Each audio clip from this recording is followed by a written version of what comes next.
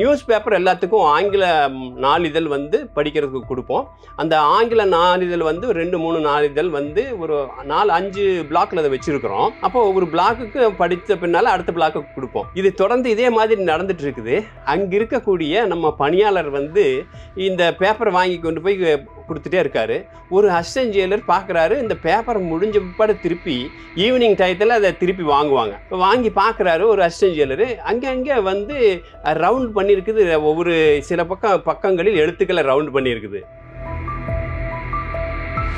கோவை மத்திய சிறை கொண்டு வந்து வைக்கப்பட்ட சிறைவாசியில் ஒருவர் இந்த தீவிரவாதிகளோடு சேர்ந்து ஒரு சிறை பணியாளரும் அங்கே டெட்டனிவா கொண்டு வந்து வச்சுட்டாங்க. ஜம்மு காஷ்மீரில் இருக்க சிறை பணியாளர் ஒரு வார்டன் அவர் கொண்டு வந்து சிறைக்குள்ள வச்சிருக்காங்க. விசாரிக்கும் போது தீவிரவாதிகளை பொறுத்தளவு நீங்கள் மூளை செலவை அவங்க ஏற்கனவே அவங்க நல்ல மூளை செலவை செய்யப்பட்டவர்கள். அப்புறம் அந்த லேர்னிங்னு சொல்லுவாங்களே அந்த மெத்தட், அந்த அளவுக்கு நம்ம சிறைத்துறையில் அந்த அளவுக்கு இண்டிவிஜுவலாக வந்து அவங்கள ஏற்கனவே செய்யப்பட்ட மூளை செலவை நம்ம திருப்பி இது பண்ணுற அளவுக்கு இன்னும் கட்டமைப்புகள் இல்லை. அது நம்ம ஒத்துக்கு தான் வேணும்.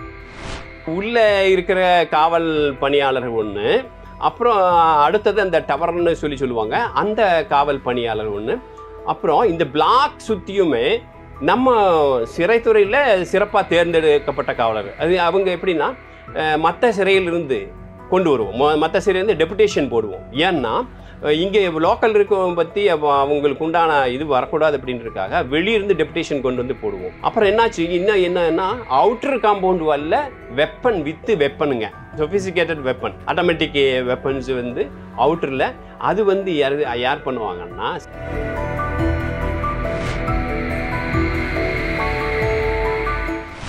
வாவ் தமிழா பார்வையாளர்களுக்கு வணக்கம். இன்று நம்முடன் இருப்பது சிறைத்துறை முன்னாள் டிஐஜி கோவிந்தராஜன் அவர்கள். வணக்கம் சார். வணக்கங்க.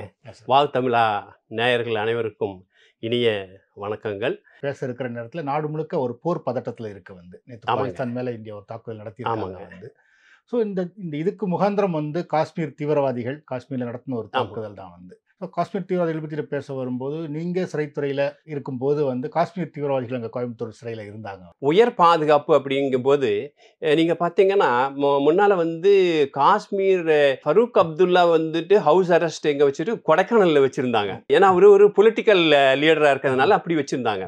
இவங்க தீவிரவாத செயல்களில் ஈடுபட்டு நிறைய உயிர் பலிகள் எடுத்ததுனால இவங்களை சட்டத்தின் முன்னால் நிறுத்தி அவங்கள டிட்டனிவாக கொண்டு வந்து வைக்கிறாங்க.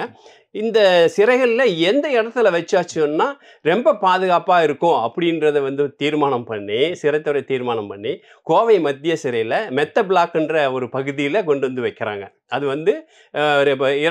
இரண்டு மாடி கட்டடம், ஒவ்வொரு பிளாக்கு தனித்தனியாக இது இருக்கும், சிங்கிள் செல் பிளாக். இதில் ரெண்டு குரூப் தீவிரவாதியில் 2 குரூப், அவர் ஒரு 48 பேர் அங்கே கொண்டு வந்து வச்சுருந்தாங்க. இந்த 48 பேரை தனித்தனியாக பிரித்து ஒவ்வொரு குரூப் தனித்தனியாக பிரித்து வைக்கிறோம். அப்புறம் இவங்களுக்குள்ளே பேசக்கூடாது அப்படின்றதுக்காக நிறைய தடைகள் நம்ம பண்ணுறோம். இந்த தடைகள் எல்லாம் நம்ம பண்ணும்போது அவங்க எப்படியெல்லாம் அவங்கள அதாவது ஒருத்தருக்கு ஒருத்தர் சந்தித்து ஏதாவது திட்டம் தீட்டணும் அப்படின்ற ஒரு முயற்சியை செஞ்சுட்டே இருக்காங்க. அதில் ஒன்று என்னன்னா, நியூஸ் பேப்பர் எல்லாத்துக்கும் ஆங்கில நாளிதழ் படிக்கிறதுக்கு கொடுப்போம்.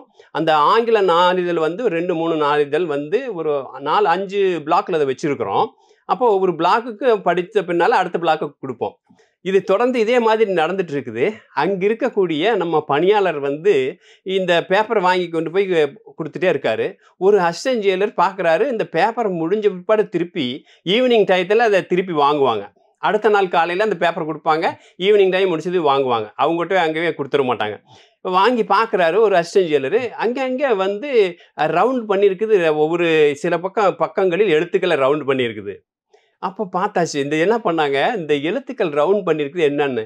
அப்போ அதை கொண்டு போயிட்டு மேலதிகாரிகிட்ட கொடுத்தா, சரி இவங்க என்னமோ திட்டம் தீட்டுறாங்க, அந்த ரவுண்ட் பண்ணுறாங்க பாருங்க, அந்த ரவுண்ட் பண்ணுறதுல அவங்க தங்களுக்குள் பரிமாறிக்கொள்கிறார், செய்தி பரிமாறிக்கொள்கிறார். நான் அனந்தநாக் சேர்ந்தவன், நான் ரஜௌரி சேர்ந்தவன், நான் இங்கே இருக்கேன் அப்படின்றது அந்த இது மூலமாக ஒவ்வொரு எழுத்தை அவ்வளவு உன்னிப்பாக அந்த தீவிரவாதிகள் தங்களுக்குள் ஏதாவது திட்டமிடுவதற்காக சிறைக்குள்ள வந்து முயற்சி பண்றாங்க.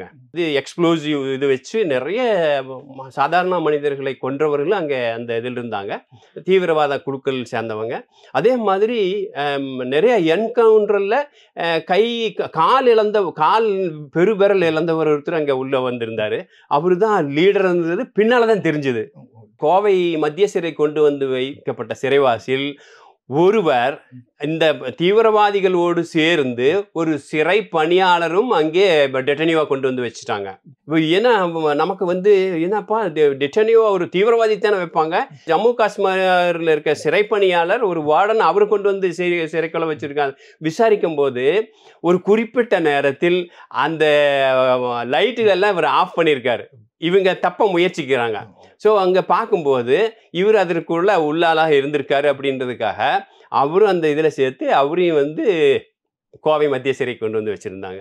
சார் அவங்க எவ்வளோ காலங்கள் இருந்தாங்க சார் அங்கே? வந்து ஏறக்குறைய ஒரு 1.5-2 வருடம் வாக்கில் அங்கே இருந்தாங்க. இதில் இருக்கும்போது எப்போவுமே எதனா பிரச்சனை பண்ணிகிட்டே தான் இருப்பாங்க. உள்ளுக்குள்ளே அவங்களுக்குள்ள இது பண்ணுற மாதிரி நம்ம பணியாளர்கள்கிட்ட எப்போவுமே ஏதாவது ஒரு தகராறு பண்ணிகிட்டே இருப்பாங்க. ஒரு இன்சிடென்ட்டில் வந்து அதாவது ஒவ்வொரு பிளாக்குக்கு முன்னால் ஒரு கேட் இருக்குமுங்க. ஒரு செல்லுக்குள்ளே ஒரு கேட் இருக்கும். அப்புறம் இந்த செல்லுக்கு இது பிளாக்கு வெளியே வரக்கு ஒரு கேட் இருக்கும். அப்போ வந்து முன்னே இருந்த இதிலெல்லாம் நாங்கள் என்ன பண்ணோம், ஒரு பிளாக் விட்டு இன்னொரு பிளாக் பார்க்காத அளவுக்கு முன்னால் வந்து மறைப்பு தகடுகளை வச்சு மறைச்சி வச்சுருந்தோம். இப்போ என்ன பண்ணிட்டாங்க, இந்த உள்ளே இருந்த காவலர்களை அடிச்சு போட்டு, ஏன்னா வெளியே வந்து நம்ம குறிப்பிட்ட நேரம் அவங்களுக்கு காலை கடன் இதுக்கும் குளிப்பதற்கும் அவங்களுடைய இயற்கை உபாதைகளை கழிப்பதற்கும் வெளியே அனுப்புவோம். அப்படி வெளியே வரும்போது 2 பேரா அப்படித்தான் இது பண்ணணும். ஒருவர் என்ன பண்ணிட்டாரு, சீக்கிரம் வேலையை முடிக்கலான்னு 4 பேரை வெளியே எடுத்து விட்டாரு. அதாவது நம்ம சிறை பணியாளர் அப்படி சமயோசிதமாக சிந்திக்காம அப்படி செஞ்சது. சீக்கிரம் வேலையை முடிச்சிடலாம் அப்படின்றதுக்காக 4 பேரை திறந்து விட்டார். 4 பேர் சேர்ந்து இவரை அடிச்சு போட்டாங்க. அடிச்சு போட்டு முன்னால் கேட்டை வந்து திறந்துட்டாங்க. முன்னால் ஒரு கேட் திறந்தோடனே எல்லாத்தையும் வெளியே வந்தாச்சுன்னா பாக்கி இருக்கிற கேட் எல்லாமே இது பண்ணிட்டாங்க. அதுக்குள்ளே எல்லாமே சைரன் இதெல்லாமா போட்டு ஃபோர்ஸ் கொண்டு வந்து மறுபடியும் கண்ட்ரோல் பண்ணி உள்ளே அடைச்சோம். அது ஒரு பெரிய இது. அதில் கூடங்க இன்னும் கூட மனம் நெகிழக்கூடிய சம்பவங்கள் நிறைய இருக்குது. என்னன்னா, பணியாளர் இருக்கார் பாருங்க, இந்த பணியாளர் பார்க்குறக்கு அவங்க ஃபேமிலி மெம்பர் வந்திருக்காங்க. அதாவது ஒரு உள்ள அதிகாரியாக இருக்க வேண்டியவர் அவரோட ஒரு குறைபாடுனால அவங்க ஃபேமிலி எல்லாம் எவ்வளவு ஜம்மு காஷ்மீர்லேருந்து இங்கே வந்து நம்ம ஜெயிலில் வந்து ஒரு சிறைவாசி பார்க்குற மாதிரி ஒரு சூழல் ஏற்பட்டிருக்கு பாருங்க. அது ஒரு நெகிழ்வான தருணம். ஏன்னா ரொம்ப சின்ன குழந்தையில அது கொண்டு வந்து காமிச்சாங்க. அப்புறம் அது போகங்க சிறை பணியாளர் இவங்க இவ்வளவு கடுமையாக இருந்தால் கூட நம்ம அவங்களை எவ்வளவு பக்குவமாக பார்த்துருக்கோம் அப்படின்றது வந்து ஒரு நிகழ்வை சொல்கிறேனுங்க. அதாவது ஒருத்தருக்கு திடீர்னு மாரடைப்பு ஏற்பட்டுருச்சு. டாக்டர் சிறை மருத்துவர் வந்து பார்க்குறாரு. பார்த்துன்னு சொல்ல இது இமீடியட்டாக நம்ம ஜிஹெச் கொண்டு போகணும். அப்போ பார்த்தா ஆம்புலன்ஸ் வந்து வேறொரு சிறைவாசி எடுத்துகிட்டு ஜிஹெச் போயிடுச்சு. இப்போ என்ன பண்ணாங்க, அப்போ இருந்த சூப்பரிண்டென்ட் உடனே அவங்களோட ஸ்டாஃப்காரை பிளாக் உள்ளேயே கொண்டு வந்து அவர் எடுத்துகிட்டு போய் அட்மிட் பண்ணி கோயம்புத்தூர் ஜிஹெச்சில் அட்மிட் பண்ணி அவர் காப்பாற்றிட்டாங்க. அது மாதிரி கடுமையான சிறைவாசிகளுக்கும் நம்ம வந்து ஒரு மனிதாபிமான அடிப்படையில் பார்க்கக்கூடிய தன்மைகளும் இருக்குது. இப்போ அவங்க காஷ்மீர் தீவிரவாதிகள் வந்து சிறைக்குள்ள வந்து தனி செல்லில் எதுவும் இருப்பாங்களா, இல்லை எல்லாரோட இருக்கிற இடம்? ஆமாங்க, அவங்களெல்லாம் வந்து எல்லாம் தனித்தனி செல்லு. அதாவது ஒரு பிளாக், அதாவது 2 குரூப் 3 குரூப் இருக்குன்னு வைங்க. அது வந்து நம்ம தனித்தனியாக ஹேண்டில் பண்ணுறது ஈஸியாக இருக்கும்ன்ட்டு ஒவ்வொருத்தரும் ஒரு பிளாக்கில் வச்சுருப்பாங்க. ஸோ அப்படி மொத்தம் 48 சிறைவாசி வச்சுருந்தோம். இந்த நாம் 48 சிறைவாசிகளில் ஒரு 2-3 பேர் அவங்க வெளியவே லீடருங்க. அதில் வந்து ஒருத்தர் ஆசிரியராக இருந்தவர். அவர் தான் இந்த பேப்பரில் நியூஸ் பேப்பரில் அப்படியே லெட்டர்ஸ் ரவுண்ட் பண்ணி, அதாவது யார் யார் எங்கெங்கே இருக்கிறாங்கன்னு தெரியுறதுக்காக பேப்பர் மூலமாக செய்தி அனுப்புறதுக்காக முயற்சி செஞ்சது அவர் தான். எப்படி இருக்கு சார் அவங்களோட மனநிலை? அவங்ககிட்ட ஏதாவது நீங்கள் பேசுறதுக்கு வாய்ப்புகள் கிடைச்சதா? நிச்சயமாக நாம் அதை உள்ளே போகும்போது ஏன்னா அவங்களோட டெம்பரமெண்ட் என்னன்னு நம்ம அப்பப்போ பார்த்துட்டே இருக்கணும். இன்னுமே அந்த கொஞ்சம் கடுமையான இதாக தான் இருப்பாங்க. அவங்க வந்து ஏன்னா தீவிரவாதிகள் கிட்ட நம்ம வந்து ஏன்னா அவங்க பயிற்சி அந்த மாதிரியான பயிற்சி. ஸோ இந்த சட்டதிட்டங்கள் கட்டுப்பாடுகள் இதெல்லாமே வந்து அவர்களுக்கு எதிரானதாக தான் நினைப்பாங்க. மத சம்பந்தமான தேவைகளை நாம் சரியாக பூர்த்தி செய்தோம். அது ஒரு இதுங்க. எப்பவுமே வந்து சிறைக்குள்ள வந்து சிறைவாசிகளுக்கு தேவையானதையும் மத ரீதியாக அவர்களுக்கு என்ன இது வேணுமோ அதெல்லாமே எப்பவுமே செஞ்சு கொடுக்கும். சிறையில் அதற்கு தனியான விதிகள் எல்லாம் இருக்குதுங்க. ஸோ அதெல்லாமே நம்ம செஞ்சு கொடுத்தோம். அவங்க அந்த ஃபாஸ்டிங் இருக்கிற டயத்தில், ஏன்னா ஜம்மு காஷ்மீர் உங்களுக்கு தெரியும், அவங்க குறிப்பிட்ட காலங்களில் ஃபாஸ்டிங் இருப்பாங்க. அந்த ஃபாஸ்டிங் டயத்தில் அவங்களுக்கான இரவு வேளையில் உணவு தயாரித்து கொடுக்கறதுக்கு உண்டான ஏற்பாடு செஞ்சு கொடுத்தோம். அதற்கு தகுந்த மாதிரியான ஏற்பாடெல்லாம் செஞ்சு கொடுத்தோம். வெளியிருந்து பார்க்குற பொதுமக்கள் நினைக்கலாம், ஏன் அவங்களுக்கு அப்படி இது கொடுக்கணும்னா, ஏன்னா அவங்களை சேர்ந்தவர்கள் வெளியே இன்னும் எவ்வளவு திட்டம் தீட்டுறாங்க, என்ன இது இருக்குது, பின்னால் என்ன இருக்குது அப்படின்றது தெரிஞ்சுக்கிறதுக்கு நம்ம அவங்கள வந்து உள்ளே அவங்க கிட்ட இருந்து தேவையான செய்திகளை சேகரிப்பதற்கான சூழலை ஏற்படுத்தணும். இவங்க வந்து பார்த்துட்டு போவாங்க. சென்ட்ரல் இதிலிருந்து வந்து இவங்க வந்து எப்படி வச்சுருக்காங்க என்னென்னு பார்த்துட்டு போவாங்க. அப்புறம் வெளியே தரவுகள் சேகரிப்பாங்க. சிறைக்கு வெளியே பல ஏஜென்சி இருக்குங்க. சென்ட்ரல் ஏஜென்சிஸ் பல ஏஜென்சிஸ் இருக்கும். ஐபிரா இது மாதிரி நிறைய ஏஜென்சிஸ் இருக்கும். யார் இருக்காங்கன்னா யாருக்கும் தெரியாது. உள்ள என்ன நடக்குது அப்படின்றது அப்படியே கரெக்டாக வந்து ரிப்போர்ட்டிங் நடந்துகிட்டே இருக்கும். டெய்லி ரிப்போர்ட்டிங், நிமிஷம் திடீர்னு ஒரு இன்சிடென்ட் வைங்க, அந்த இன்சிடென்ட் உடனே ரிப்போர்ட்டிங் ஆகும். நம்ம நினைக்கலாம், அதாவது இவ்வளவு கொடுமையானவர்களுக்கு இவங்க இவ்வளவு உள்ள வந்து பாதுகாப்பு கொடுக்கணுமா, இவ்வளவு வசதி செஞ்சு கொடுக்கணுமா, இல்லை நம்ம என்னன்னா அதிலிருந்து மேற்கொண்டு ஏதாவது தகவல்கள் நமக்கு கிடைக்குமா அப்படின்றது தான். ஒன்று வந்து 2 இது இருக்குங்க. ஒன்று வந்து அவங்களோட செயல்பாடுகள் தடுக்கிறது, உள்ளே கொண்டு வந்து வைக்கும்போது செயல்பாடு தடுக்கிறோம், ப்ரிவென்ஷன். அவனால் எதுவும் வெளியே விட்டால் அவன் செஞ்சுடுவான். ஸோ அதை உள்ளே வச்சாச்சுன்னா ப்ரிவென்ஷன் இல்லைங்களா? சிறையனோட நோக்கமே அதுதான். ஒன்று ப்ரிவென்ஷன், அப்புறம் ரிஃபார்மேஷன். இது ரெண்டுமே கூட உள்ளே வைக்கும்போது அது தடுக்கப்படுகிறது, அந்த குற்ற செயல் தடுக்கப்படுகிறது. அப்புறம் அவனுக்கு சரியாக அவனை ட்ரீட் பண்ணி சரியாக நடத்தி அவனை திருப்பி இது கொண்டு போகிறது வந்து ரிஃபார்மேஷன். தீவிரவாதிகளை பொறுத்தளவு நீங்கள் மூளை செலவை, அவங்க ஏற்கனவே அவங்க நல்ல மூளை செலவை செய்யப்பட்டவர்கள். அப்புறம் அந்த டீலேர்னிங்னு சொல்லுவாங்களே, அந்த மெத்தட் அந்த அளவுக்கு நம்ம சிறைத்துறையில் அந்த அளவுக்கு இண்டிவிஜுவலாக வந்து அவங்கள ஏற்கனவே செய்யப்பட்ட மூளை செலவை நம்ம திருப்பி இது பண்ணுற அளவுக்கு இன்னும் கட்டமைப்புகள் இல்லை. அது நம்ம ஒத்துக்கு தான் வேணும். ஏன்னா இருக்கிறாங்க, இப்போ வந்து உளவியல் நிபுணர்கள் இருக்கிறாங்க, நம்ம சிறைத்துறையில் உளவியல் நிபுணர்கள் இருக்கிறார்கள். ஆனால் அந்த அளவுக்கு சொஃபிஸ்டிகேட்டடாக 1-to-1 இது பண்ணுற மாதிரியான ஒரு ஏற்பாடுகள் இல்லை. ஆனால் இவங்க காஷ்மீர் தீவிரவாதிகள்னால இவங்களுக்கு சிறப்பு கண்காணிப்பு வந்தது, அது எப்படி அவங்க நிர்வகிக்கிறாங்க? ஆமாம்.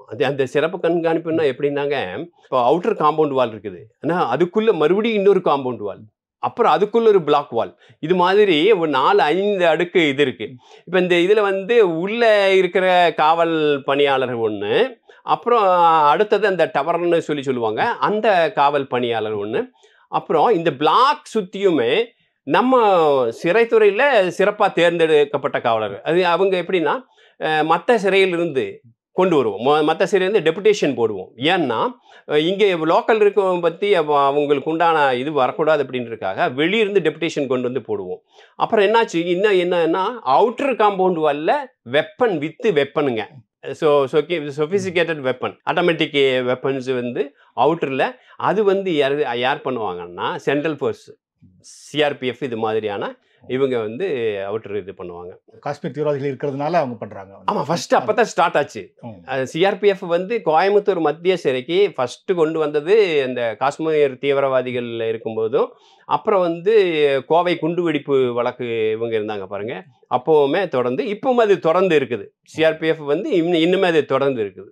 அது 90களில் ஆரம்பித்த இது அப்படியே இன்னுமே தொடர்ந்து வந்து சிஆர்பிஎஃப் ஒரு ஃபோர்ஸ் வந்து அவுட்டர் பெரிஃபரல் இது ஃபோர்ஸ் இன்னுமே இருக்குங்க, பாதுகாப்பு இருக்குங்க. சார், அவங்க சிறைக்கு நாட்கள் முடிஞ்சு எப்படி சார் அவங்க விடுதலையாகி போனாங்களா இல்லை வேறு சிறைக்கு மாற்றி? இல்லை, அவங்க வந்து ட்ரான்ஸ்ஃபர், இங்கே விடுதலை பண்ணலை, அவங்கள ட்ரான்ஸ்ஃபர் தான் பண்ணணும். ஏன்னா அது ஜம்மு காஷ்மீருக்கு எகெயின் வந்து மறுபடியும் ட்ரான்ஸ்ஃபர் தான் பண்ணணும். சிறையில் ஒரு நீண்ட கால அனுபவம் இருக்குது, கிட்டத்தட்ட 30 வருஷத்துக்கு மேலே நீங்கள் சிறை. ஆமாம். ஸோ அதனால் உங்களுக்கு சிறைவாசிகளோட மனநிலை, அவங்க எப்படி நடந்துக்குவாங்கிறது நிறைய விஷயங்கள் தெரியும். நீங்கள் அவங்கள பற்றி பிஹெச்டியும் பண்ணியிருக்கீங்க. ஆமாம், ஆய்வு பண்ணியிருக்கேன். அதாவது இந்த ஆய்வுன்றது வந்து